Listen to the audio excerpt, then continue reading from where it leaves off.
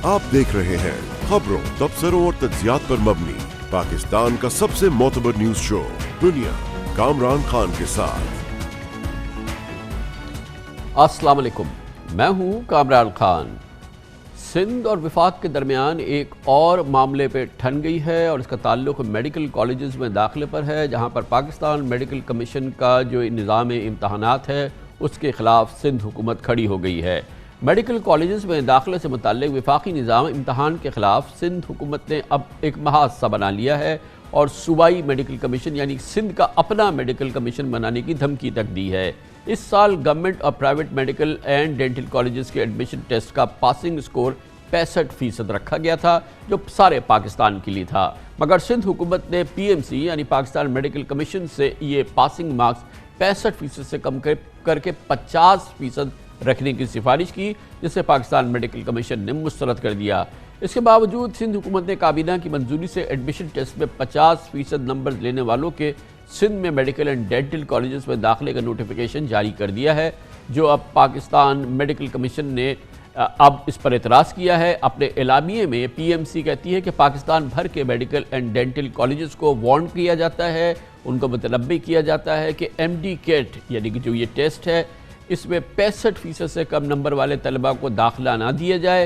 हिदायत की गई कि खिलाफ वर्जी करने वाले और 65% से कम नंबर हासिल करने वाले तलबा को दाखिला देने पर मेडिकल या डेंटल कॉलेज की रजिस्ट्रेशन तक कैंसिल कर दी जाएगी।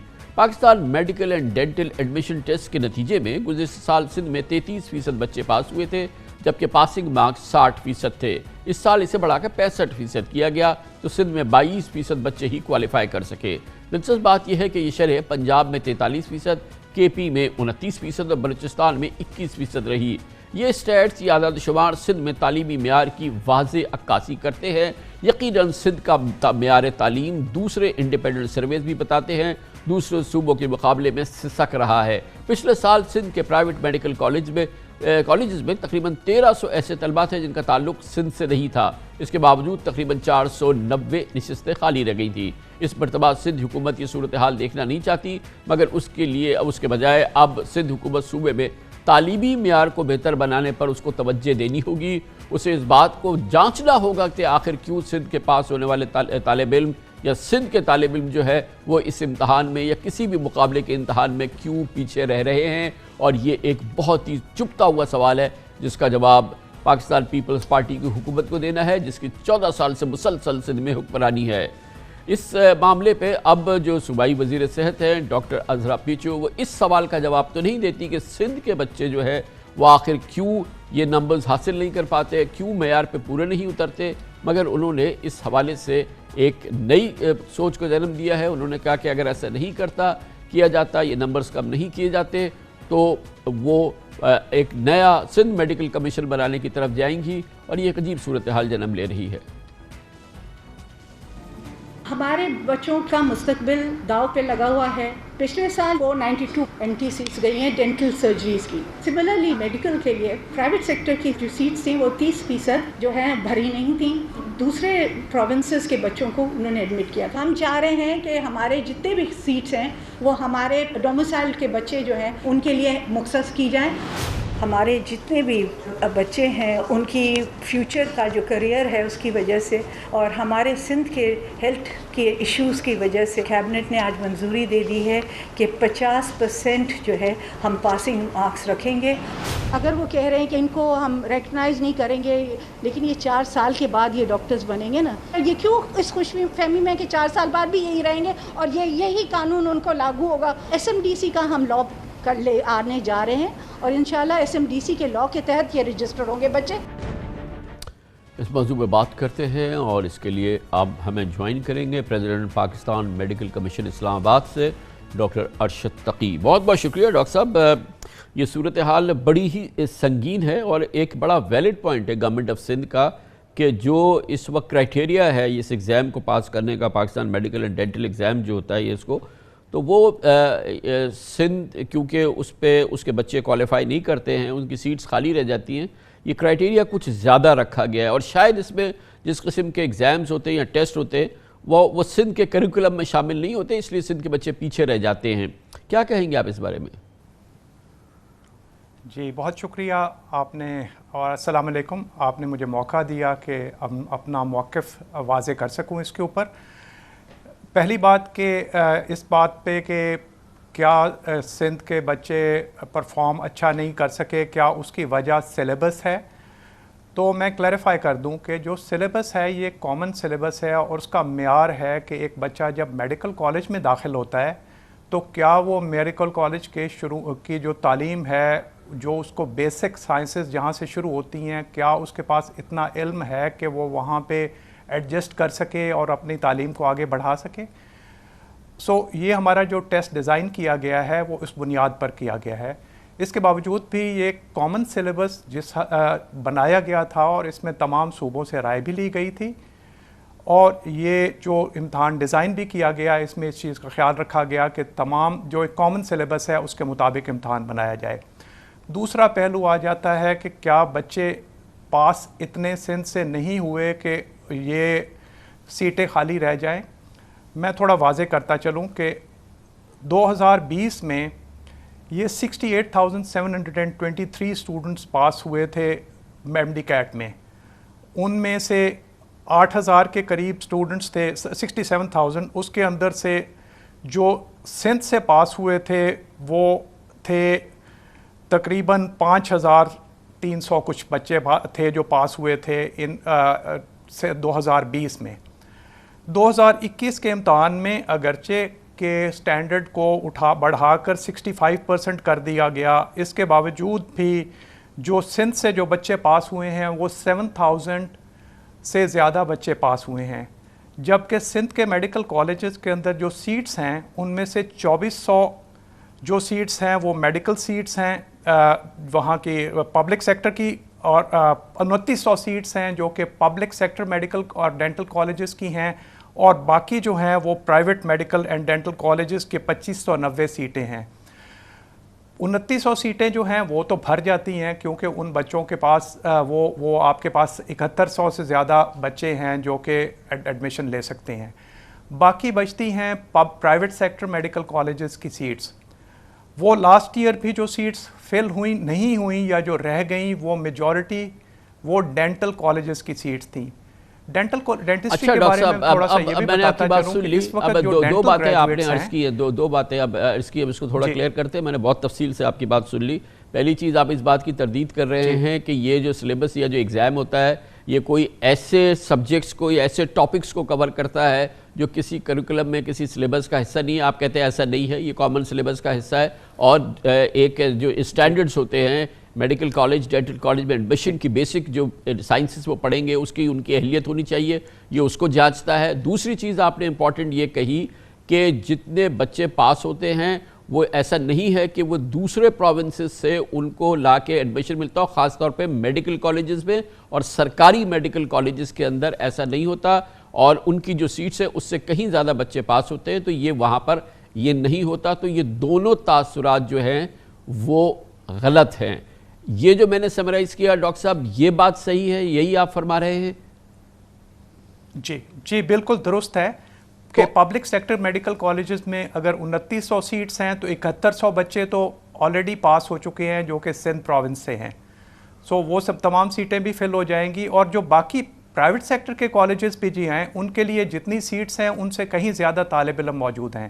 ہم نے تو یہاں تک بھی آفر کی تھی کہ ان بچوں کو جو استطاعت نہیں رکھتے ان کے لیے ہم نے بھی فنڈ جو ایک سیٹ اپ کیا ہے، اور وہ تقریباً 380 ملین روپیز کے ساتھ یہ اسکالرشپ فنڈ ہے جس کے تحت ان بچوں کی فائنینسنگ کی جائے، اور وہ پرائیویٹ کالجز میں بھی ڈیزرونگ بچے جو کہ ٹاپ میرٹ کے ہیں وہ آئیں، اور وہ مالی استطاعت کی وجہ سے جو وہ رہ جاتے ہیں۔ ایک عام پاکستانی کو یہ ایکسپلین کیجئے کہ یہ جو طریقہ امتحان ہے جو کہ رائج ہے اور جو کہ ایک یونیورسل میتھڈ ہے پاکستان بھر کے لیے، ایک سٹینڈرڈ اپنایا گیا ہے، یہ جو اس کا امتحان ہے یہ کس طرح سے سیٹ کیا گیا ہے اور اس میں کیا انشور کیا گیا ہے؟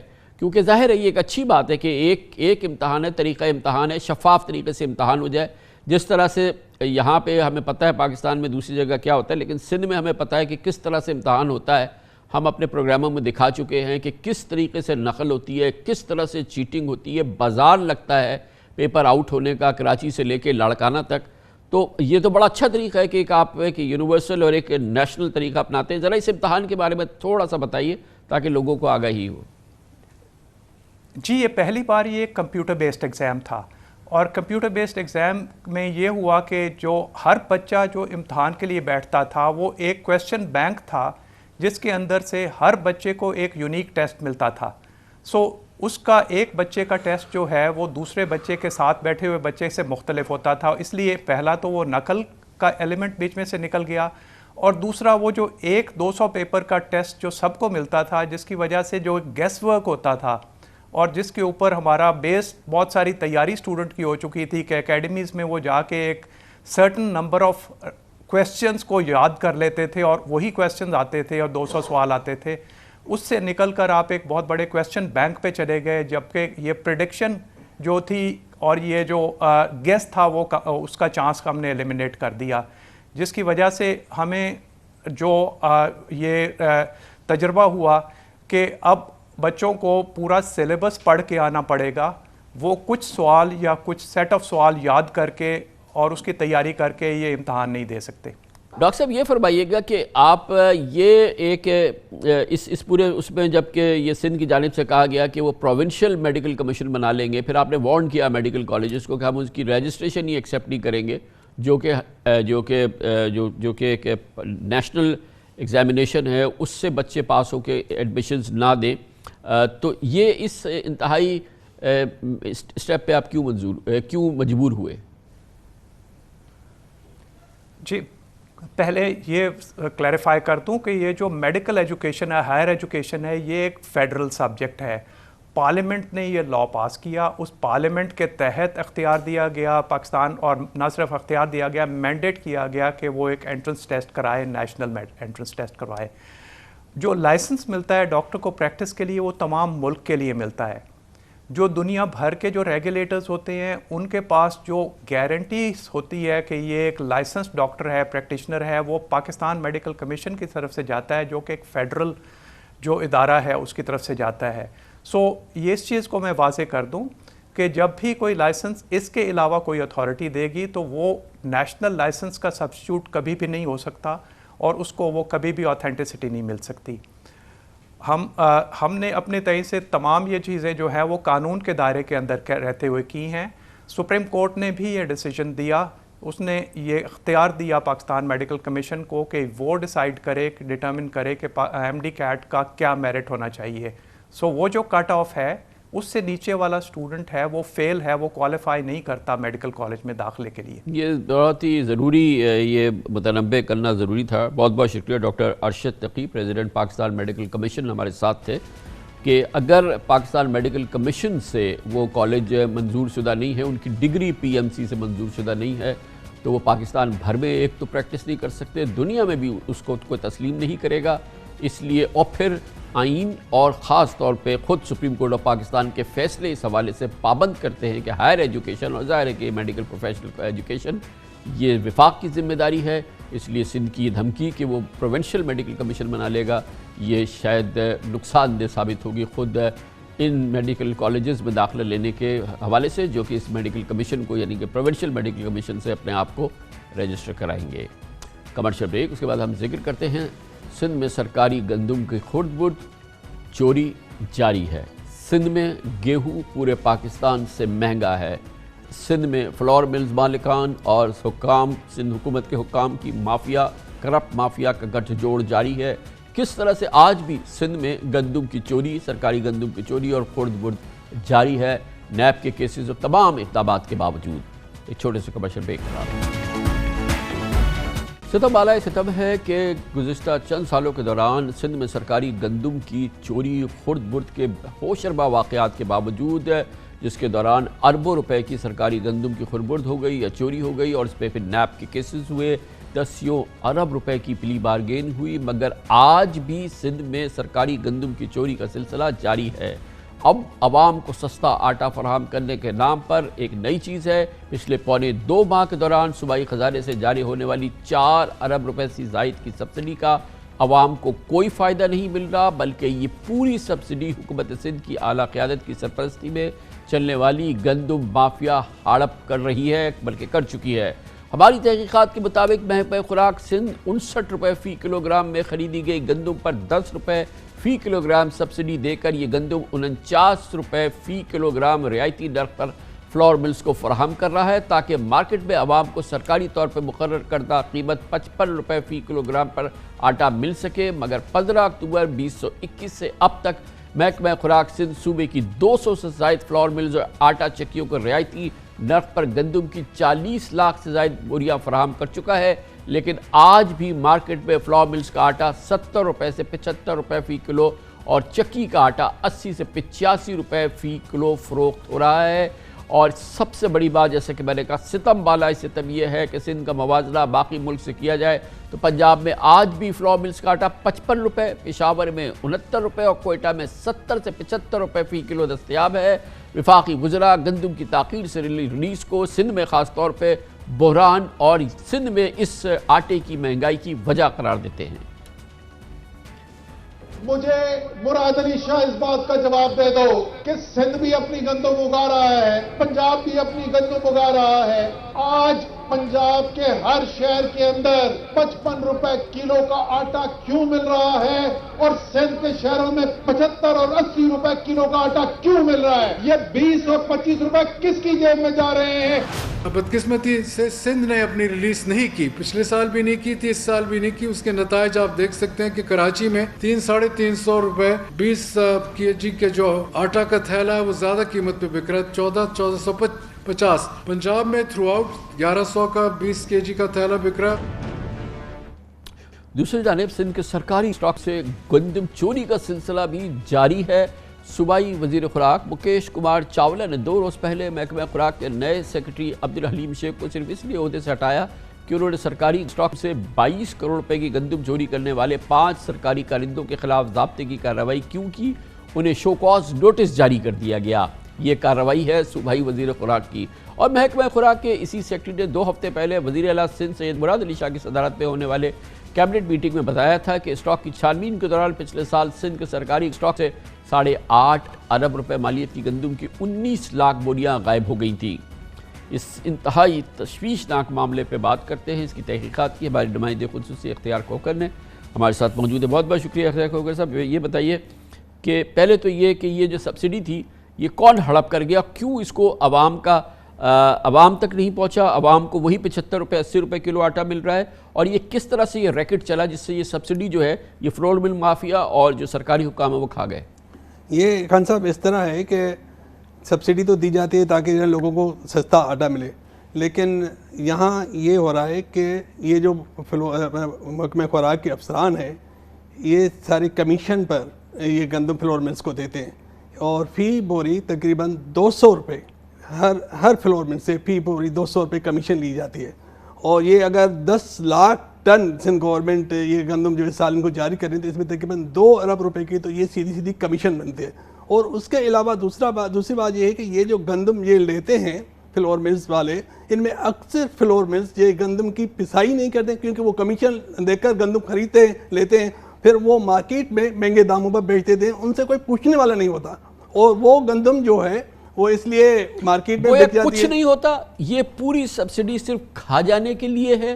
یہ جن افسروں کے تھرو فلاور ملز تک جاتی ہے وہ اس پوری سبسڈی کا حساب اپنے پاس رکھ لیتے ہیں، آدھا وہ کھا جاتے ہیں، آدھا فلور ملز کھا جاتے ہیں، اور یہ گندم جو ہے یہ بازار میں بکنے کے لیے آ جاتی ہے، اسی لیے پھر وہ اس پہ اپنی ایک تو مہنگی بیچتے ہیں کیونکہ وہ رشوت دے کے اس گندم کو حاصل کرتے ہیں، پھر فلور ملز والے اپنا منافع رکھتے ہیں، اسی لیے ایک عام شہری کو 75 اور 80 روپے کلو ملتا ہے۔ اور یہ ریکٹ جو ہے اس طرح سے سبسڈی کھانے کا جو عمل ہے یہ پہلی بار تو نہیں ہو رہا نا، یہ بھی تو سندھ میں معمول کا عمل ہے۔ یہ تو برسوں سے ہو رہا ہے، سالوں سے ہو رہا ہے۔ خان صاحب ہم اپنے اس پروگرام میں پچھلے سال ہم نے خود یا اس سے پہلے بھی ہم لوگ ہر سال یہ پروگرام کرتے ہیں، اور ہر سال یہ ریپیٹ ہوتا ہے، ہر سال یہ کام ہوتا ہے، لیکن مسئلہ یہ ہے کہ یہ کیونکہ مسلسل ہو رہا ہے اور بار بار ہو رہا ہے اور یہ عوامی ایشو ہے تو اس لیے اس کو بار بار کرنے کی ضرورت ہے۔ اب یہ اس سال بھی یہی ہوا ہے، اس وقت 50 دن میں 4 ارب روپے کی سبسڈی دی ہے سندھ گورنمنٹ نے، اور 1 ٹکے کا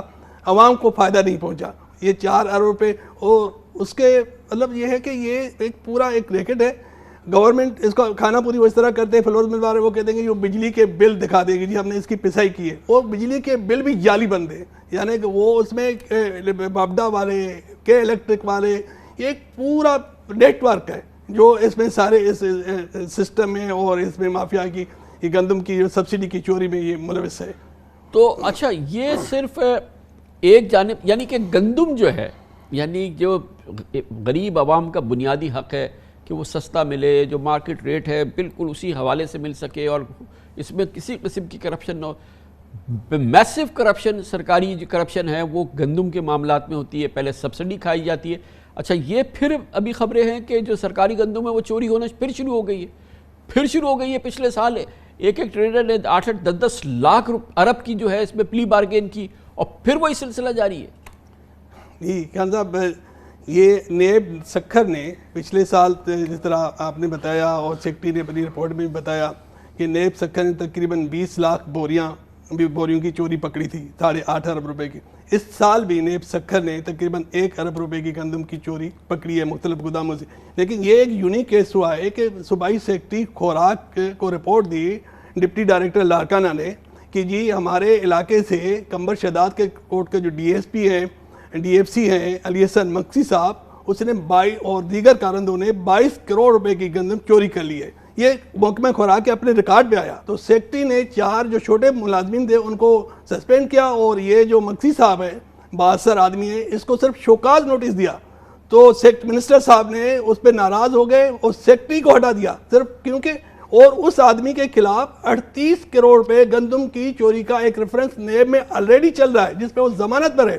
اس کو پہلے لگایا ہوا تھا، اور اس شوکاز کے بعد اس کو لاڑکانہ سے ہٹا کر میرپور خاص میں ڈی ایف سی لگا دیا. اچھا یہ پورا جو ریکٹ ہے، یہ پورا جو گندم کا سلسلہ جو ہے، یہ کسی کے لیے جو ہے، یہ مکیش کمار چاولہ جو ہے یہ اس کو رن کرتا ہے پورا. مکیش کمار چاولہ صاحب کے پاس محکمہ ایکسائز تھا، اس میں اس کی کارکردگی بہت زبردست دیکھی گئی، جو بھی ریکوری وہ کر کے دیتا تھا. تو اس کے اعزاز میں اس کو پھر اب محکمہ خوراک دیا گیا، کیونکہ اوپر والوں کو یہ تھا، اور وہ ایکسائز بھی ہے، اوپر والوں کو یہ تھا کہ جی وہ جو پہلے تھے ہری رام کچوری لال صاحب، وہ پوری ریکوری اوپر نہیں پہنچاتے تھے. تو مکیش کمار چاولہ صاحب اس معاملے میں کیونکہ بہت بڑے ماہر ہیں کلیکشن کے معاملے میں، اب یہ جو 2 ارب روپے کی یعنی 200 روپے فی بوری کی جو کمیشن ہوتی ہے ایشو پرائز پہ، اس میں سے ہماری اطلاع یہ ہے کہ 100 روپیہ نیٹ جو ہے فی بوری اوپر جاتا ہے. اور چلیں یہ تو کام یہ ہے، بہرحال یہ الزام ہے، اور مگر یہ اس کی تحقیقات ہونی چاہیے، آج نہیں تو کل ہوگی. لیب اس قسم کے معاملات کی تحقیقات کر رہا ہے، اور یہ چیزیں چھپنے والی نہیں ہیں، یہ ضرور سامنے آئیں گی. کمرشل بریک، اس دوران نیوز ہیڈ لائنز دیکھیں، جس کے بعد ہم اپنے پروگرام کے باقی حصے کے ساتھ واپس آتے ہیں.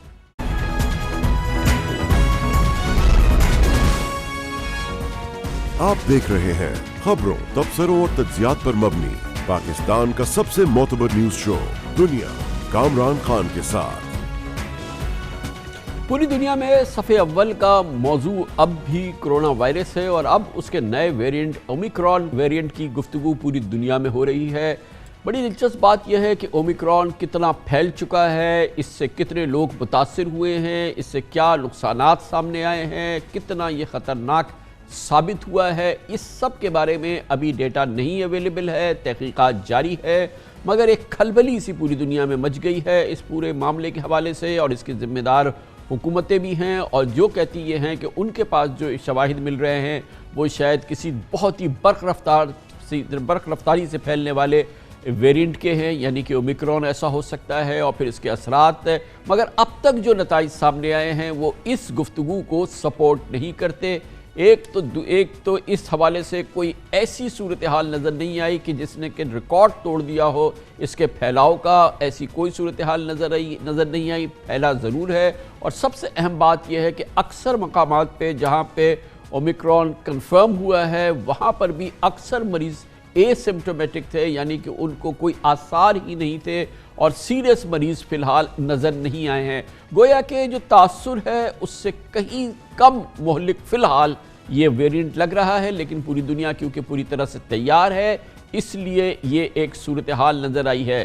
اسی سلسلے میں آج ایک اہم ڈیولپمنٹ پاکستان میں ہوئی، جہاں پر کرونا وائرس کے اس نئے ویرینٹ کا پہلا مشتبہ کیس خبروں کے مطابق سامنے آیا ہے، کنفرم نہیں ہوا ہے، اور یہ کہ کراچی کے ایک ہاسپٹل میں بتایا گیا کہ ایک مریض جو کہ مشکوک تھا اس کا ٹیسٹ کیا گیا ہے، لیکن ابھی اس کی جینوم سیکوینسنگ نہیں ہوئی ہے، مگر حکومت سندھ یہ سمجھتی ہے کہ آثار سے یہ لگ رہا ہے کہ کچھ تاثرات سے ایسا لگ رہا ہے کہ شاید یہ اومیکرون ہی ہے، لیکن ابھی اس کی جو سائنسی طریقہ کار ہے وہ اس کی کنفرمیشن نہیں ہوئی ہے۔ اچھی بات یہ ہے کہ خود حکومت سندھ نے کہا کہ ابھی اس کی تحقیقات مکمل نہیں ہوئی ہے، انہیں صرف آثار سے لگ رہا ہے۔ اومیکرون کا اب ایک کیس کراچی میں آیا ہے، ہم ابھی سسپیکٹ کر رہے ہیں، اس کی جینوم سٹڈی نہیں ہوئی ہے، لیکن اس کے جس طرح سے وہ وائرس بہیو کر رہا ہے ایسے لگتا ہے کہ وہ اومیکرون ہی ہے، اور یہ ایک 57 سال کی جو ہے عورت ہیں، ان کو ہے۔ جینومک کے 2 ہفتے لگیں گے، جینومک سٹڈی جب ہو جائے گی تو اس کے ساتھ کہا جائے گا کہ یہ اومیکرون ہے یا نہیں ہے۔ ابھی تک نہیں پتا ہے، مگر اعلان ہو گیا ہے کہ وہ اومیکرون ہے۔ 26 نومبر کو ساؤتھ افریقہ میں نئے کرونا ویرینٹ اومیکرون کی تشخیص سے دنیا میں کھلبلی کا آغاز ہوا تھا۔ کرونا کی اس نئی قسم نے دنیا کو ایک نئے خوف میں مبتلا کر دیا تھا۔ یورپ سے امریکہ تک کئی ممالک نے اس وائرس سے بچنے کے لیے سفری پابندیاں بھی عائد کی، لیکن ڈیلٹا ویرینٹ کی طرح یہ وائرس ابھی تک خطرناک ثابت نہیں ہوا ہے۔ اس کا اندازہ اس بات سے لگایا جا سکتا ہے کہ اومیکرون کے اب تک دنیا کے 57 ممالک تک پھیلا ہے، لیکن اس کے ویرینٹ سے دنیا میں ابھی تک ایک بھی موت رپورٹ نہیں ہوئی ہے، اور کوئی بڑی کمپلیکیشنز بھی سامنے نہیں آ رہی ہیں۔ WHO نے کل اپنی ایک رپورٹ میں کہا کہ یورپ اور امریکہ میں ابھی ڈیلٹا ویرینٹ کا غلبہ ہے۔ پچھلے 60 روز کے دوران دنیا بھر میں کرونا کے 9 لاکھ مریضوں کے جینوم ٹیسٹنگ میں 99.8 کیسز ڈیلٹا ویرینٹ کے تھے، یعنی کہ تقریباً 100% اس میں ڈیلٹا ویرینٹ ہے، جبکہ 0.1% جو ہے وہ اومیکرون پایا گیا ہے۔ WHO کا کہنا ہے کہ اومیکرون کے بارے میں کوئی نتیجہ اخذ کرنا قبل از وقت ہے۔ یہ مائلڈ ڈیزیز ہوتی ہے، اس کے سمپٹمز اتنے زیادہ نہیں ہیں جتنے کہ ڈیلٹا تھے، یہ آپ نے WHO سے سنا۔ صدر بائیڈن کے chief medical officer doctor Anthony Fauci کا کہنا ہے کہ نئے کرونا ویرینٹ اومیکرون کی شدت کا بھی اندازہ نہیں ہے، اس کی تحقیقات مکمل ہونے میں کئی ہفتے لگیں گے، تاہم ابتدائی معلومات یہ بتاتی ہے کہ یہ ڈیلٹا ویرینٹ سے زیادہ خطرناک نہیں ہے۔ ڈیلٹا ویرینٹ سے بچاؤ تو اب اس وقت ساری دنیا اس سے سیکھ رہی ہے، مگر اومیکرون سے بچاؤ کے لیے کیا ویکسین کارگر ثابت ہو سکتی ہے؟ جو ویکسینیٹڈ ہیں وہ کارگر ثابت ہوں گے یا نہیں؟ اور خاص طور پہ اومیکرون کو تحفظ کہاں سے مل سکتا ہے؟ ویکسین بنانے والی کمپنی فائزر کا کہنا یہ ہے کہ اس کی ویکسین اس کی تحقیق کی بنیاد پر وہ سب سے بہتر ثابت ہو رہی ہے، اور کووڈ ویکسین کا یہ بوسٹر جو ہے وہ اومیکرون کے خلاف دفاع فراہم کر سکتا ہے۔ ان تمام موضوعات کا احاطہ کرتے ہیں، اور اس کے لیے ہم نے خاص طور پہ دعوت دی ہے پاکستان کے نامور انفیکشس ڈیزیز کے ایکسپرٹ ڈاکٹر فیصل محمود، جو ہیڈ بھی ہیں انفیکشس ڈیزیز کے آغا خان یونیورسٹی ہاسپٹل میں۔ بہت بہت شکریہ ڈاکٹر صاحب، آپ نے ہمیں جوائن کیا ہے۔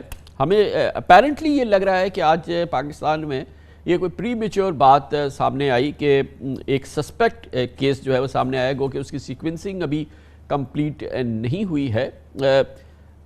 فرمائیے گا کہ آپ کی کیا معلومات ہیں اس حوالے سے؟ کوئی نہیں ہوئی ہے، مگر جو بقیہ جو ہمارے کامن ویریئنٹس ہیں وہ ہم نے رول آؤٹ کر لیے ہیں، مگر اس میں وہ میوٹیشن ضرور شامل ہیں جو اومیکرون میں شامل ہیں، تو شبہ زیادہ ہے کہ یہ پرابلی وہی وائرس نکلے گا، مگر آبویسلی پوری سیکوینسنگ میں ابھی ایک ہفتہ لگے گا اس کے۔ اچھا ڈاکٹر صاحب، ایک جنرلی یہ بات ہے، اومیکرون ہو بھی جائے تو ماہرین یہ کہتے ہیں کہ ہو جائے تو کیا ہے، جہاں پر دنیا میں ہوا ہے یعنی کہ ہم ہر طور سے تحفظ کی کوشش کریں، پروٹیکشن کی کوشش کریں، اس سے بچاؤ کی کوشش کریں، لیکن جہاں پر بھی دنیا میں ہوا ہے کوئی یہ ڈیلٹا ویرینٹ کی طرح سے ابھی تک اس نے کہیں قیامت تو نہیں پیدا کی ہے، نہ کوئی آفت ڈھائی ہے۔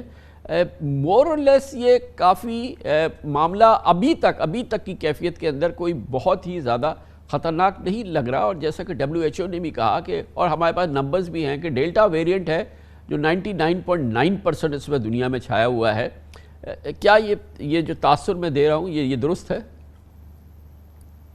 تو بالکل، تو ایکچولی ان وائرس کے ساتھ ہوتا یہی ہے کہ جیسے وائرس تبدیل ہوتا ہے تو کوئی ایک وائرس یا کوئی ایک ویریئنٹ جو ہے وہ اوورکم کر لیتا ہے باقی ویریئنٹس کو، مگر کہنا تھوڑا سا مشکل ہے ابھی کہ کیا یہ واقعی اتنا مائلڈ ہوگا. یاد رکھیں کہ جن ممالک میں ابھی تک زیادہ ڈیٹیکٹ ہوئے ہیں وہ ممالک ہیں جہاں پہ ویکسینیشن کی شرح کافی زیادہ ہے.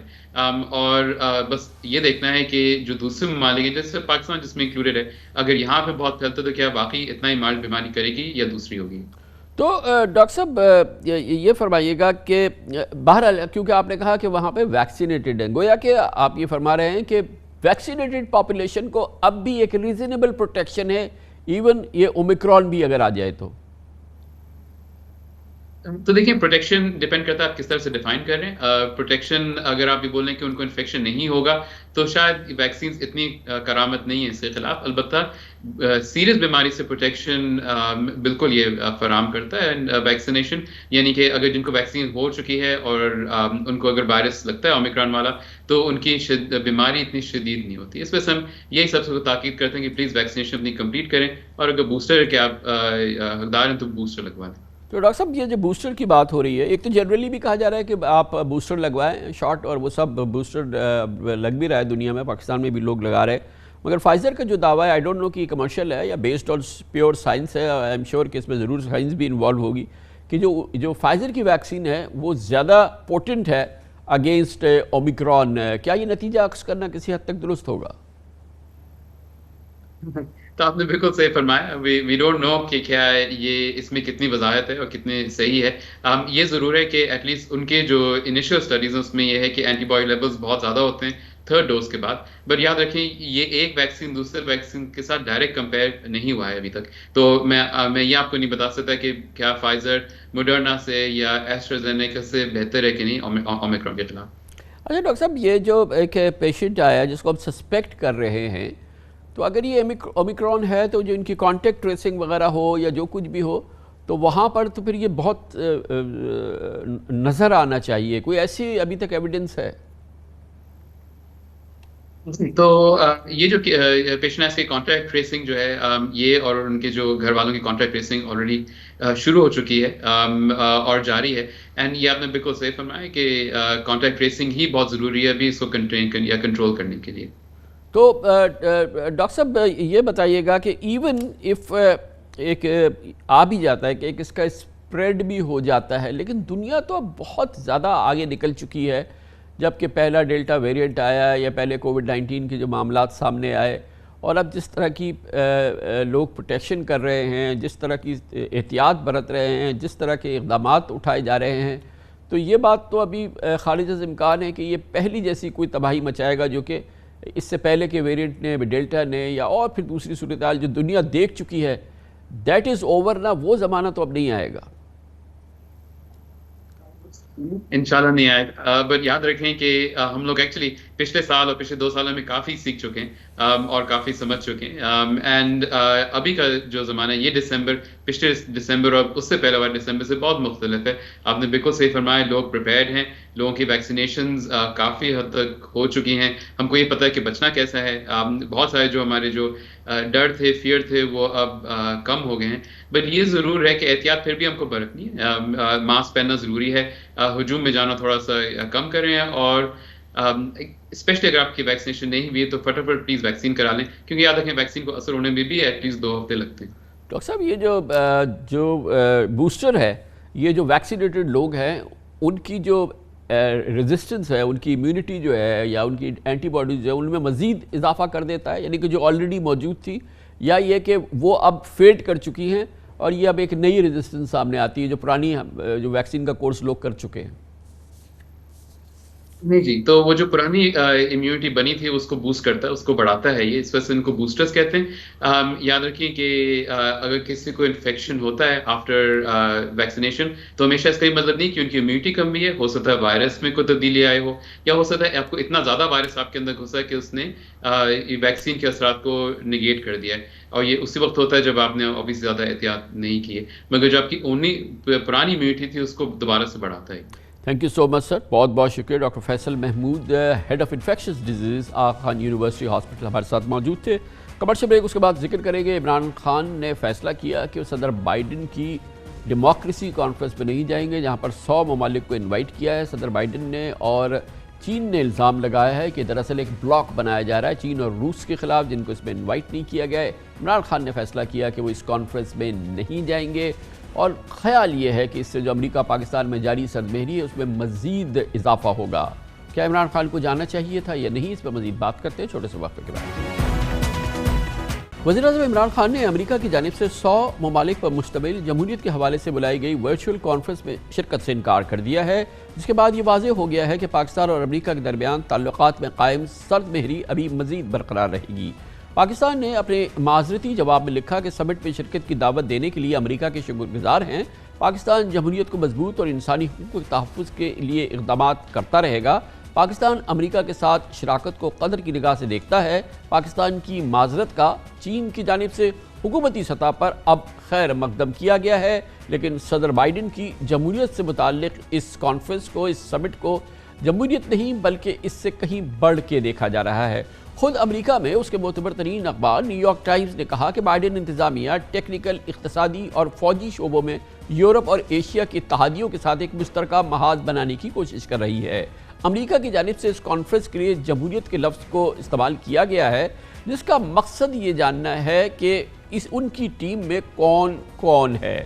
مستقبل میں دنیا کے کچھ ممالک چین کے ساتھ ہو جائیں گے، جہاں چین بیلٹ اینڈ روڈ انیشیٹو کے تحت ایک انفراسٹرکچر کا بڑا گلوبل پروگرام چلا رہا ہے، اور کچھ ممالک امریکہ اور یورپ کے بلاک میں آ جائیں گے، جہاں امریکہ اور یورپ اپنے build back and better world کے پروگرام کے تحت ترقیاتی پروگرام متعارف کرا رہا ہے۔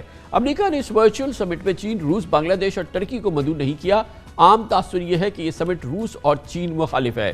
اس حوالے سے ترجمان چینی وزارت خارجہ کا کہنا ہے کہ امریکہ کو یہ فیصلہ کرنے کا کوئی حق نہیں کہ باقی دنیا جمہوری ہے یا نہیں۔ آج وزیر اعظم عمران خان نے بھی اس کانفرنس کا نام لیے بغیر اسی موضوع پر اپنے تحفظات کا اور خیالات کا اظہار کیا۔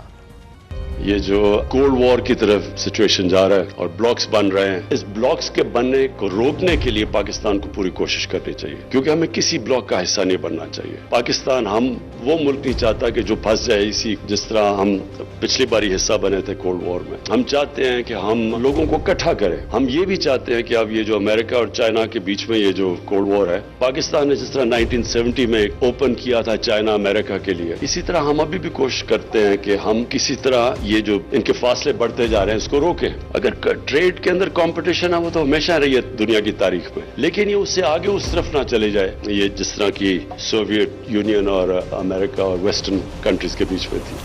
اس پر مزید ہم ایکسپرٹ اوپینین حاصل کرتے ہیں، جس کے لیے ہم نے پاکستان میں خارجہ امور کے ممتاز ایکسپرٹس اور بہت ہی تجربہ کار، تجزیہ کار اور سینیٹ آف پاکستان میں اسٹینڈنگ کمیٹی آن ڈیفنس کے چیئرمین جناب مشاہد حسین سید کو دعوت دی ہے۔ بہت بہت شکریہ مشاہد صاحب۔ یہ فرمائیے گا کہ کیا یہ ممکن نہیں ہے، دنیا کے بہت سارے ممالک جو ہیں وہ کسی ایک بلاک کے اندر اپنے آپ کو ایکسکلوسیو الائنمنٹ اس کی نہیں چاہتے، وہ اس میں نہیں کرتے، اور وہ اپنے انٹرسٹ بیسڈ ڈپلومیسی کرتے ہیں، جس میں کہ جہاں ان کا انٹرسٹ زیادہ ہو وہاں پر وہ اپنے آپ کو فلوئڈ رکھتے ہیں؟ اور کیا یہ ممکن نہیں ہے پاکستان کے لیے کہ چین کے ساتھ اس کی دوستی بہت اچھی رہے، برقرار رہے اور بہترین رہے، لیکن امریکہ کے ساتھ بھی تعلقات ہو؟ لگتا یہ ہے کہ موجودہ حکومت اس آپشن کو آپٹ کرنے کے لیے تیار نہیں ہے۔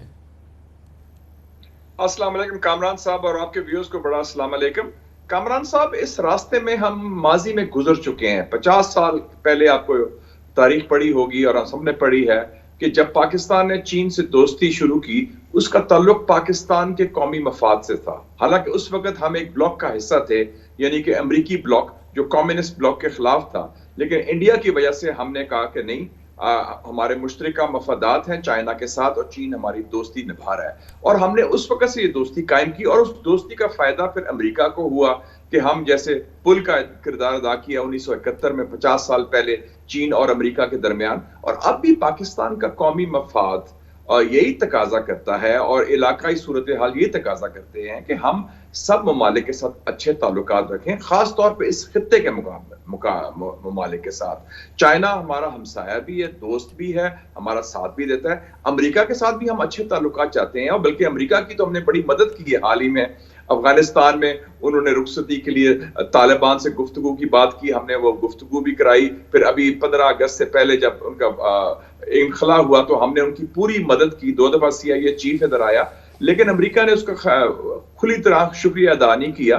تو میرے خیال میں ہماری پالیسی جو ہے یہ درست ہے کہ ہم کسی بلاک کا شامل نہیں ہوں گے, اور یہ جو کانفرنس ہو رہی ہے یہ تو ہے ہی چائنا مخالف, اور اس میں تو اگر مودی جیسے جمہوریت پسند آئیں گے تو جمہوریت کا تو اللہ ہی حافظ ہے. پھر تو مشاہد صاحب کیا چین ناراض ہو جاتا ہے اگر ہم اس کانفرنس میں چلے جاتے یا شرکت کر لیتے, اور اس سے کیا ہم کون سا اتنا بڑا کوئی ایک ہم جیسچر دے رہے تھے کہ ہم یو ایس کو پریفر کر رہے ہیں چائنا کے اوپر, یا کیا ہے اگر ہم چلے جاتے, اگر پرائم منسٹر کہتے کہ وہ اٹینڈ کر لیتے اس کو, تو کیا چین ناراض ہو جاتا ہے اس سے؟ میرے خیال میں یہ چائنا اسپیسیفک نہیں تھا یہ فیصلہ. میرے خیال میں 2-3 وجوہات تھیں. ایک تو یہ ہے کہ 1 سال سے صدر بائیڈن آئے ہیں, انہوں نے پرائم منسٹر کو ٹیلی فون کال تک نہیں کیا, تو وہ ایک ڈپلومیٹک سنپ تھا ان کی طرف سے, حالانکہ اس کی کوئی وجوہات بتائی نہیں گئی. نمبر 1. نمبر 2, افغانستان میں ہم نے امریکہ کا پورا ساتھ دیا, تعاون کیا, دفاعی, سیاسی, سفارتی, انٹیلیجنس لیول پر بھی. امریکہ نے اس کا شکریہ تک ادا نہیں کیا, بلکہ وینڈی شرمن جو ان کی نائب وزیر خارجہ بھی آئی تھی حال ہی میں اکتوبر میں, تو انہوں نے انڈیا میں بیان دیا کہ پاکستان سے ہم کوئی بڑے تعلقات نہیں چاہتے, ہم تو صرف افغانستان کی بات کریں گے. اور میں بھی جب ابھی واشنگٹن گیا ہوا تھا پچھلے مہینے, تو میں نے کہا, انہوں نے کہا کیا بڑی ایشوز ہیں پاکستان امریکی تعلقات میں. میں کہا بڑے ایشو تو چھوڑیں, آپ کے جو مینرز ہیں وہ امپروو کریں, ذرا شکریہ کا لفظ بھی کبھی ایڈ کر دیا کریں جن لوگوں نے آپ کی مدد کی. تو یہ کی دوسری وجہ سے تھی. اور تیسرا فیکٹر آپ چائنا کہہ سکتے ہیں. تو یہ چائنا کی وجہ سے صرف نہیں ہوا, اس میں مجموعی طور پر یہ جو ٹیلی فون کال کا ایشو تھا, جس میں افغانستان میں امریکہ نے پاکستان کی کوئی پذیرائی نہیں کی جو ہم نے ان کے لیے کیا ہے, اور تیسرا چائنا فیکٹر بھی آپ کہہ سکتے ہیں.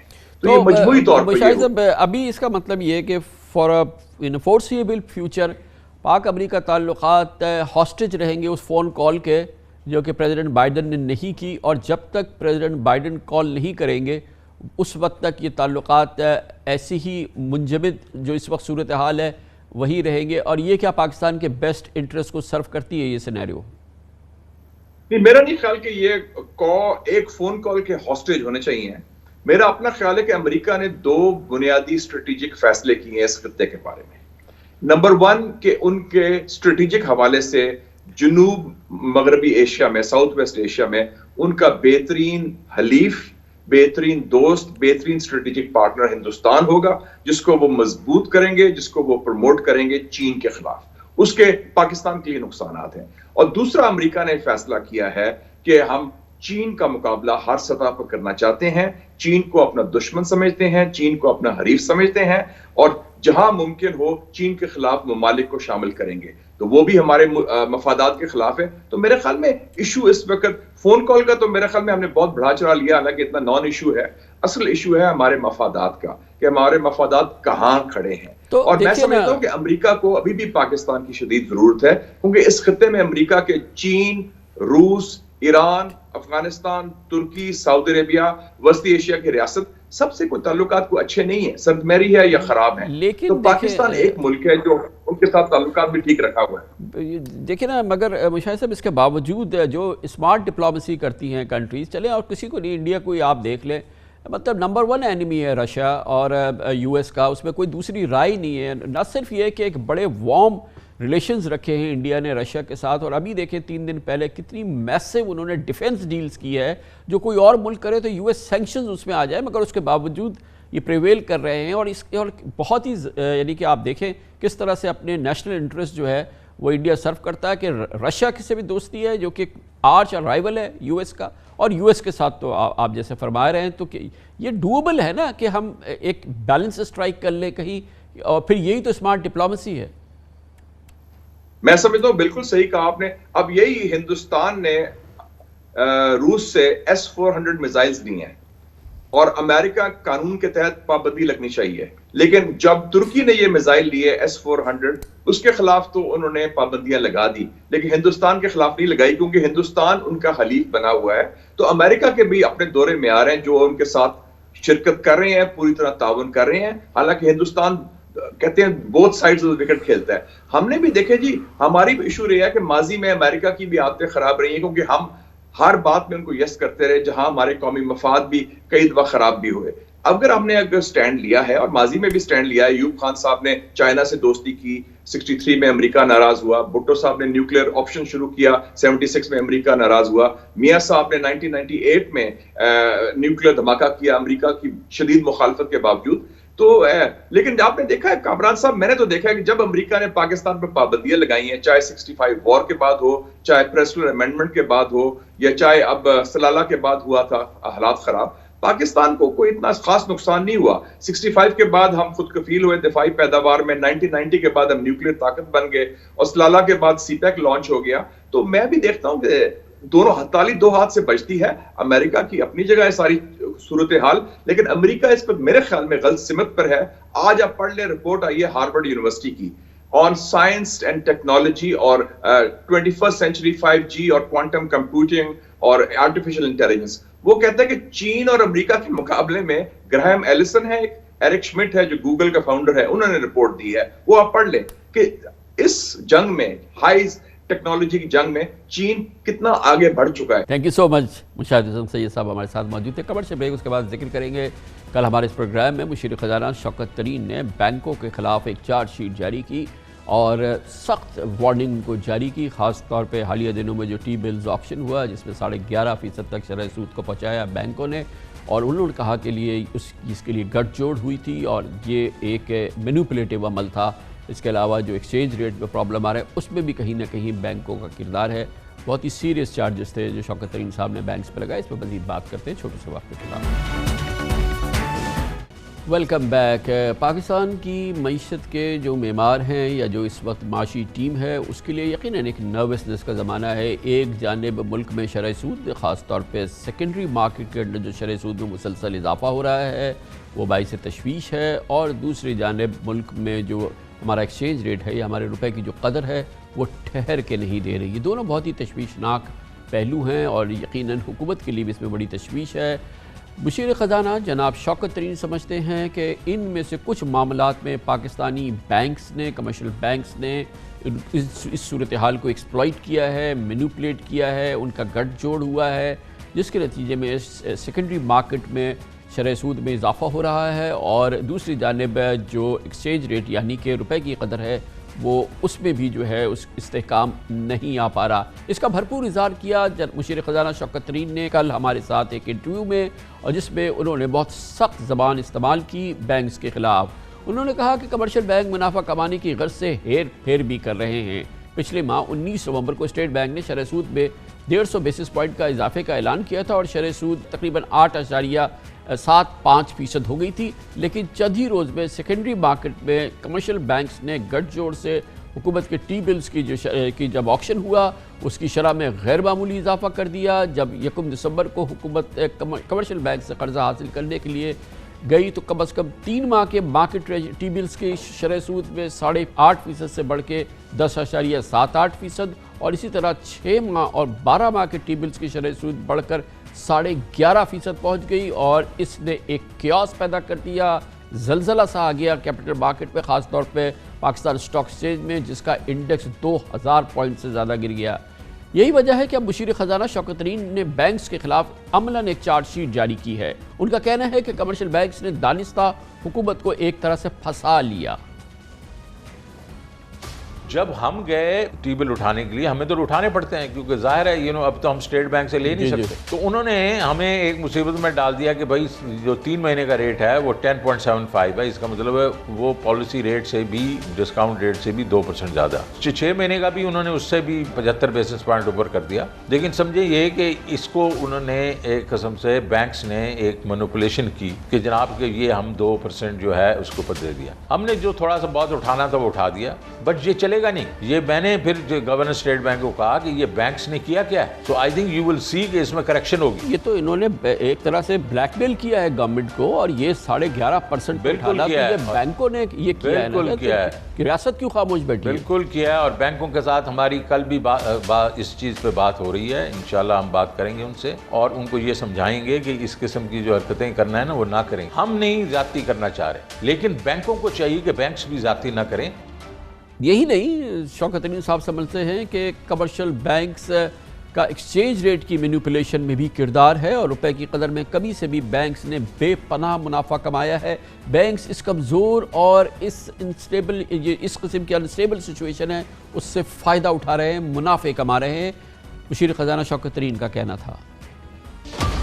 بینک اس چیز کو ذرا دیکھیں کہ یہ جو چیزیں ہیں یہ اس وقت جو ہے پاکستان جو ہے وہ ایڈجسٹمنٹ میں گزر رہا ہے. میں نے ان کی بیلنس شیٹ دیکھی ہیں, ان کی بیلنس شیٹ میں فارن ایکسچینج کی جو ان کی ارننگز ہیں وہ اگر پہلے کوارٹر میں 800 ملین ہے تو وہ تھرڈ کوارٹر میں 2.4 بلین ہے, 3 گنا بڑھ گئی ہیں. تو اس کا مطلب ہے یہ نہیں کہہ سکتے ہم نے ایکسچینج میں ہم وہ مینوپولیشن نہیں کر رہے, وہ یہ نہیں کہہ سکتے ہم پیسے نہیں بنا رہے, کیونکہ وہ ان کی بیلنس شیٹ میں چھپی ہوئی ہیں یہ, اور سب بینکس کی ایسے ہی ہے. تو کل بیٹھ کے ان کو ذرا تھوڑی سی ہم ذرا سمجھائیں گے, جو کتاب ہوتی ہے نا یہ اس کی بینکنگ کی, وہ سمجھانے کی کوشش کریں گے تو سمجھیں گے, otherwise we know what to do. Shaukat Tarin صاحب کے تحفظات اور الزامات اپنی جگہ, مگر میں سمجھتا ہوں امپورٹنٹ سوال یہ ہے کہ اگر یہ حقیقت ہے تو اس میں سب سے بنیادی ذمہ داری مرکزی بینک یعنی کہ central bank state bank of Pakistan کی ہے. اور اگر بینکس مینوپولیشن کر رہے ہیں, گٹھ جوڑ کر رہے ہیں, سیکنڈری مارکیٹ میں شرح سود کو ناجائز طریقے سے بڑھا رہے ہیں, ایکسچینج ریٹ کو مینوپولیٹ کر رہے ہیں, تو پھر مرکزی کردار سینٹرل بینک کا ہونا چاہیے. اسٹیٹ بینک آف پاکستان کو بینکوں کے خلاف راست اور ڈائریکٹ ایکشن کرنا چاہیے. ہمیں نہیں معلوم کہ اگر یہ الزامات صحیح ہیں تو اسٹیٹ بینک آف پاکستان کیوں خاموش ہے. ان تمام معاملات کا ہم جائزہ لیتے ہیں مارکیٹ کے پرسپیکٹو سے, کیپٹل مارکیٹ کے پرسپیکٹو سے, اور اس کے لیے ہم نے دعوت دی ہے جناب شاہد علی حبیب کو, چیف ایگزیکٹو آفیسر ہے عارف حبیب گروپ کے. بہت بہت شکریہ شاہد علی حبیب صاحب. جس طرح سے پاکستان اسٹاک ایکسچینج نے یا اسٹاک مارکیٹ نے ریئیکٹ کیا تھا جب یہ 11.5% ٹی بلز کا آکشن ہو گیا تھا, اس کا مطلب ہے کہ سکتے میں آ گیا تھا. یہ ایک شاک تھا جو کہ آیا, اور یہ غیر متوقع تھا, کیونکہ اس طرح کی جب صورتحال ہوتی ہے یہ مارکیٹ کریش کر گئی کہ یہ بالکل ایک شاکنگ سچویشن تھی. تو یہ بات درست ہے. اس کا مطلب یہ کہ جو شوکت ترین صاحب کے کا جو تحفظات ہیں یا جو الزامات ہیں ان میں کہیں نہ کہیں کوئی جان ہے. نہیں, آپ کی بات صحیح ہے کہ یہ کوائٹ ان ایکسپیکٹڈ تھا, اور ظاہر ہے 11.5% کا ریٹ اس لیے بھی ان ایکسپیکٹڈ تھا کہ اس سے پہلے آکشن میں گورنمنٹ نے ریجیکٹ کیا تھا, منسٹری آف فائنانس نے ریجیکٹ کیا تھا جو آکشن ہوا تھا. اور ظاہر ہے اس میں میرے خیال سے جو پرابلم ہے وہ یہ ہے کہ جب آپ کا انفلیشن بہت تیزی سے بڑھنا شروع ہو جاتا ہے, اگر آپ جولائی میں دیکھیں تو وہ 8.4% تھا, اب 11.5% کا انفلیشن ہو گیا منتھلی انفلیشن. اور اس کے علاوہ پھر آپ کی امپورٹ کا بل بہت زیادہ ہونا شروع ہو گیا, آپ $7.5 بلین منتھلی جو ہے آپ کا امپورٹ کا فگر ہے. اور پھر آپ اسٹیٹ بینک سے بورو بھی نہیں کر سکتے, ظاہر ہے اب آپ IMF کے اس میں ہیں, IMF کا پیکج آپ کے چل رہا ہے, تو اس میں آپ اسٹیٹ بینک سے بورو بھی نہیں کر سکتے, بلکہ آپ تو بہت پہلے سے اسٹیٹ بینک سے بورو نہیں کر رہے. اور ان سب سچویشن میں آپ کو یہ دیکھنا چاہیے کہ بینکس کی بھی کنڈیشن کیا ہے. دیکھیں بینکس بھی اوپن مارکیٹ آپریشن میں وہ 1.7 ٹریلین کا انہوں نے بورو کیا ہے, مطلب وہ شارٹ ہیں, وہ بھی شارٹ ہیں. اور بہت سارے بینکس جن سے میری بات ہوئی تو انہوں نے کہا کہ بھئی ہم تو آکشن میں جانا ہی نہیں چاہتے تھے. اب چونکہ اسٹیٹ بینک کی 1 جولائی 2021 میں ایک نئی مینڈیٹری ریکوائرمنٹ آ گئی ہے کہ آپ سب بینکوں کو پارٹیسپیٹ کرنا ہے 5% آف دی آکشن ٹارگیٹ. تو اب وہ نہ چاہتے ہوئے بھی وہ آکشن میں آتے ہیں اور ان کو پارٹیسپیٹ کرنا ہے. اس کا مطلب یہ نہیں ہے کہ وہ لینا چاہتے ہیں, وہ نہیں لینا چاہتے, لیکن وہ انہوں نے ہائر ریٹ پہ انہوں نے بڈ کر دی. اور بہت سارے بینکس ایسے بھی تھے جنہوں نے 9.5 اور 9.25 پہ بھی بڈ کیا. تو ظاہر ہے ایک ان ایکسپیکٹڈ تھا, اور اس ان ایکسپیکٹڈ کی وجہ سے اور جو اسٹیٹ بینک کا بینکس نے یہ نہیں دیکھا کہ اس عمل کا جو کہ انفلیشن جو ہے وہ اس میں بڑا ایلیمنٹ امپورٹڈ انفلیشن ہے, آئل پرائسز سبسائڈ بھی کر رہی ہیں, اور بھی دوسرے معاملات ہیں. سعودی بالکل پیسے آنے والے ہیں, 2 دن بعد آ گئے, IMF پروگرام شروع ہونے والا ہے, انٹرنیشنل کموڈیٹی مارکیٹس گر رہی ہیں. انہوں نے یہ دیکھا کہ یار موقع ہے, حکومت پھنس گئی تو پھینکو 11.5% پہ اٹھاؤ. ایک آبزرور کی حیثیت تو مجھے تو یہی لگ رہا ہے. اب میری یہ سمجھ میں نہیں آ رہا کہ جب یہ اتنا کرٹیکل آکشن ہو رہا تھا تو میرے اندازے کے مطابق جتنی میری معلومات ہے سینٹرل بینک کی بینکوں کی ٹریجریز کے ساتھ کمیونیکیشن رہتی ہے, شاید ان کو وہاں سے بھی کوئی اس قسم کی کوئی ہنٹ نہیں ملی, اور بینکوں نے بولا کہ یار یہ تو بہترین موقع ہاتھ آ گیا ہے, اور 500 ارب روپے ظاہر ہے کہ یہ اس لیول پہ اٹھانا. اسی لیے دوسرے دن ہم نے اشتہار دیکھا کہ بینک 16% آفر کر رہے ہیں اگلے 10 سال کے لیے ایسے بلز. نہیں, آپ نے بالکل صحیح کہا. مطلب اس میں نہ صرف اسٹیٹ بینک کو بینک سے بھی کوارڈینیشن کرنا ہے, بلکہ فسکل مانیٹری کوارڈینیشن بھی بہت اسٹرانگ ہونا چاہیے. آپ کا منسٹری آف فائنینس کے ساتھ اسٹیٹ بینک کا کوارڈینیشن بہت ہی اسٹرانگ ہونا چاہیے ان حالات میں، جب ایسے حالات چل رہے ہو، انفلیشن بھی بڑھ رہا ہو، آپ کا امپورٹ بل بھی بڑھ رہا ہو، کرنٹ اکاؤنٹ ڈیفیسٹ بہت زیادہ $2-2.5 بلین منتھلی ہو رہا ہو، تو اس میں تو آپ کو سینٹرل بینک کے ساتھ کوارڈینیشن بہت ضروری ہے، نہ صرف بینکس کو بلکہ منسٹری آف فائنینس کو، بیکاز اس سے آپ اپنی کیش فلو ریکوائرمنٹ جو ہے وہ سیٹ کرتے ہیں، آپ کس ریٹ پہ آپ کو ریز کرنا چاہیے وہ سیٹ کرتے ہیں، اور یہ بہت ضروری ہے. آئی مین اس کے بغیر، اس اسٹرانگ کوارڈینیشن کے بغیر کام نہیں چلے گا. یہ جب اگلے دن آکشن ہو رہا تھا اور اتنی سخت اور اتنی ایک بہت ہی نروسنس کے ماحول میں ہو رہا تھا، بہت ہی ایک ٹینس ٹائم تھا، تو جو ڈیٹ آفس تھا اس کی منسٹری آف فائنینس کے ساتھ، منسٹر آف فائنینس کے ساتھ، اور پھر اوور آل جو ہے سینٹرل بینک کا بینکوں کے ساتھ ایک نیشنل ایک مائنڈ سیٹ ہونا چاہیے تھا جو کام کرتا. لیکن ایسا لگتا ہے کہ ایک پینک کے اندر جو ڈی جی ڈیٹ تھے یا جو بھی تھے، اور انہوں نے یہ آکشن کیا اور پھر وہاں پر بینکوں نے they went for the killing. جی کامران بھائی، ایکچولی مسئلہ یہ ہو گیا کہ انہوں نے پہلے 2 آکشن کو ریجیکٹ کیا. انہوں نے جب جو 1 دسمبر سے پہلے 20 نومبر کو بھی ریجیکٹ کیا، 17 نومبر کو بھی ریجیکٹ کیا، اور 20 اکتوبر کو بھی 6 مہینے کا اور 12 مہینے کا پیپر ریجیکٹ کیا، جس کی وجہ سے ریکوائرمنٹ بڑھ گئی. اور ظاہر ہے جو سمارٹ ہے اس کو پتہ بھی ہوگا کہ ریکوائرمنٹ بڑھ گئی ہے. اب بڑھ گئی ہے تو ان کو، اور بہت سارے بینکس جو ہے وہ شارٹ بھی تھے، ٹھیک ہے نا، وہ اوپن مارکیٹ آپریشن میں وہ انہوں نے بورو کر کے بیٹھے ہوئے تھے، اور 1.7 ٹریلین کا شارٹ چل رہا تھا. تو اس کی وجہ سے بہت سارے بینکس انکلائنڈ نہیں تھے کہ وہ اس میں پارٹیسپیٹ کریں، لیکن کیونکہ مینڈیٹری ریکوائرمنٹ تھی اسٹیٹ بینک کی کہ بھئی آپ کو پارٹیسپیٹ کرنا ہے، تو انہوں نے کیا. لیکن ظاہر ہے اگر آپ اسٹرانگ کوارڈینیشن ہوتا، جب اسٹیٹ بینکوں کو ٹریجری سے بات کرتا، تو وہ ایک اچھے ریٹ پہ ہو جاتا. اچھا یہ بتائیے کہ یہ جو ایکسچینج ریٹ کے معاملات ہیں، اس میں بھی جو ہے وہ جو ایڈوائزر صاحب ہیں فائنانس شوکت ترین صاحب، وہ کہتے ہیں کہ بینکس آر ناٹ پلئنگ بال، یعنی کہ جتنا ان سے بہتری کی توقع ہے وہاں پر بھی وہ اپنے جو انٹرسٹ ہیں وہ تو بینکوں کو بہرحال دیکھنا ہے، لیکن یہ کہ وہ ایکسپلائٹ کرتے ہیں سچویشن کو، ویکنس کو ایکسپلائٹ کرتے ہیں اور مینیپولیشن کرتے ہیں. اس میں بھی دیکھیں نا، اس میں بھی وہی والی بات ہے کامران بھائی، آپ کی والی بات کہ کوارڈینیشن کی ضرورت ہے. اور اس میں جہاں وولیٹیلیٹی ہوگی، جہاں ایکسچینج ریٹ کی وولیٹیلیٹی ہوگی، وہاں بینکس کماتا ہے، ٹھیک ہے نا، اور وہ تو ظاہر ہے وہ وولیٹیلیٹی کو اپنے ایڈوانٹیج میں لیتا ہے. لیکن جہاں تک جو اسٹیٹ بینک کا اسٹرانگ سپرویژن ہونا چاہیے بینکس کے اوپر، وہ ظاہر ہے ابھی ہے، بہت زیادہ سپرویژن ہے. اور مجھے لگتا ہے کہ اس اسٹرانگ اسٹرنجنٹ جو ریکوائرمنٹ جو ریگولیٹری فریم ورک ہے، مجھے نہیں لگتا کہ بینکس جو ہے وہ اتنے زیادہ جو ہے وہ ان کے پاس سپیس ہوتا ہے کہ وہ کر سکتے ہیں. لیکن اگر کوارڈینیشن اسٹرانگ ہو اسٹیٹ بینک کا بینکس کے ٹریجریز کے ساتھ، تو میرے خیال سے اس کو مینیج کیا جا سکتا ہے. لیکن اس میں جو اصل وجہ ہے وہ تو ہائر کرنٹ اکاؤنٹ ڈیفیسٹ ہے، ہائر امپورٹ ہے. آپ نہیں ایکسپیکٹ کر رہے تھے کہ اتنا امپورٹ آپ کا بڑھ جائے گا. آپ اگر $7.5 بلین کا آپ کا امپورٹ ہے، آپ کا جو ہے اس دفعہ کا کرنٹ اکاؤنٹ ڈیفیسٹ $2 سے $2.5 بلین کا آپ کر رہے ہیں، $5 بلین کا آلریڈی ہو گیا کرنٹ اکاؤنٹ ڈیفیسٹ. تو 4 مہینے کا 5 مہینے کا کرنٹ اکاؤنٹ ڈیفیسٹ اگر آپ کا $7.25 بلین کا اگر ہو جائے گا، تو یہ تو ڈیفینیٹلی ایک الارمنگ سچویشن ہو جاتی ہے. اور اس الارمنگ سچویشن میں ایکسچینج ریٹ موومنٹ تو ہوگی. مطلب جہاں آپ اپنے جو امپورٹ کو جو گورنمنٹ اب کر بھی رہی ہے کہ امپورٹ کو کنٹرول کرنے کی کوشش کر رہی ہے، وہاں پہ ڈیفینیٹلی ہم پازیٹیو امپیکٹس دے سکتے ہیں. تھینک یو سو مچ، بہت بہت شکریہ. شاہد علی حبیب صاحب ہمارے ساتھ موجود تھے، چیف ایگزیکٹو آفیسر عارف حبیب گروپ. اس کے ساتھ ہی ہمارے آج کے پروگرام کے اختتام ہوتے ہیں. کل آپ سے پھر ملاقات ہوگی انشاءاللہ. کل تک کے لیے کامران خان کو اجازت. اللہ حافظ.